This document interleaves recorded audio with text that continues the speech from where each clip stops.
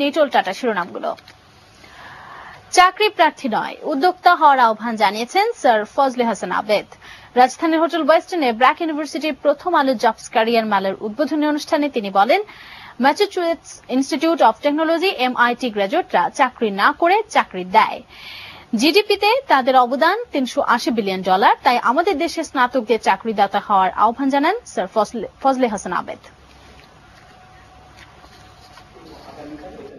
We would like to not only make them appropriate for skills that are needed within our economy, but also give them this risk-taking, entrepreneurial, and sort of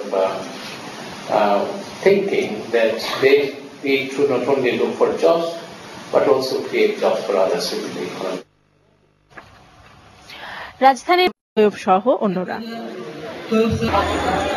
রাজধানীর একটি হোটেলে শুরু হয়েছে দুদিনব্যাপী BRAC university প্রথম আলো jobs career মেলা।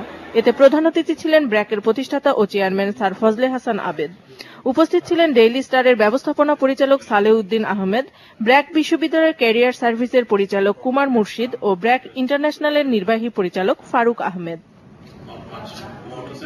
Autistic শিশুদেরকে বোঝা না ভেবে সঠিক পরিচয়। ব্র্যাক ইউনিভার্সিটি এবং প্রথম আলো জবসের উদ্যোগে গুলশানের ওয়েস্টার্ন হোটেলে শুরু হয়েছে ক্যারিয়ার ফেয়ার।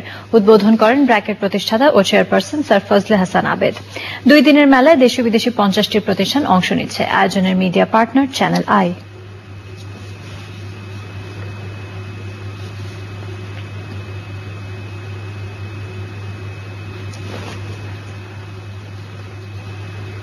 শিক্ষিত বেকার তরুণ তরুণীদের দিক নির্দেশনা দিতে এবং তাৎক্ষণিক পরীক্ষার মাধ্যমে চাকরিতে ঢোকার সুযোগ করে দিতে রাজধানীর হোটেল ওয়েস্টিনে শুরু হয়েছে 2 দিনব্যাপী ক্যারিয়ার মেলা।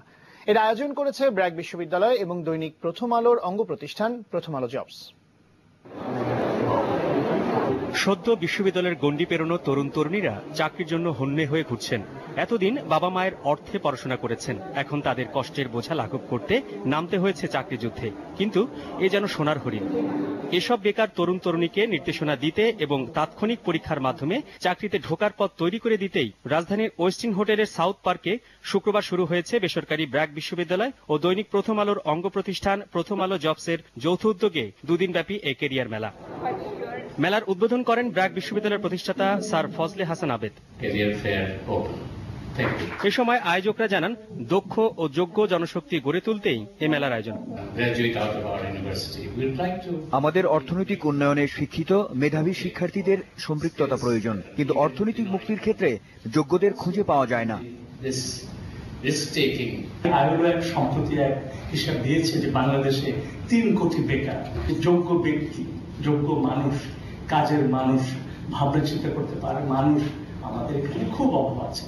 মেলায় আসা শিক্ষার্থীরা তাদের প্রয়োজন মতো প্রতিষ্ঠানে চাকরির সুযোগ সহ উচ্চশিক্ষা সংক্রান্ত নানা তথ্য জানতে পারছেন। ফ্রেশার যারা আছে, যারা বেসিক্যালি চাকরি খুঁজছে, তো তাদের জন্য খুবই ইফেক্টিভ। পিএইচডি অফার করে এই ধরনের কোনো তথ্য জানতে আসছি। আসলে এখানে আসলে আমরা ক্যারিয়ার ডেভেলপের ক্ষেত্রে অনেক প্লেস পেয়ে যাচ্ছি। অংশ নেওয়া বিভিন্ন প্রতিষ্ঠান জানায়, এখানে এসে শিক্ষিত বেকাররা কোথায় চাকরির সুযোগ আছে সে সম্পর্কে জানার সুযোগ পাচ্ছেন। ফ্রেশ গ্রাজুয়েট যারা আছে তাদের চাকরি খোঁজার জন্য যাদের নতুন কি স্কিল ডেভেলপমেন্ট এবং কমিউনিটি ডেভেলপমেন্ট করা দরকার, ওগুলোর উপর আমরা কাজ করছি। আমরা মেইনলি স্টুডেন্টসদের হেল্প করি যারা বাইরে পড়তে যেতে চায় তাদের। মেলায় অংশ নিচ্ছে ব্যাংক, বীমা, শিক্ষা প্রতিষ্ঠান, মোবাইল অপারেটর সহ অর্ধশত প্রতিষ্ঠান। শাহাবুদ্দিন মাহতাব, দেশ টিভি, ঢাকা। এই নিয়ে তৃতীয়বারের মতো এবছরও সাইকেল লেন দিবস পালন। দেখছেন প্রবাসের সময়।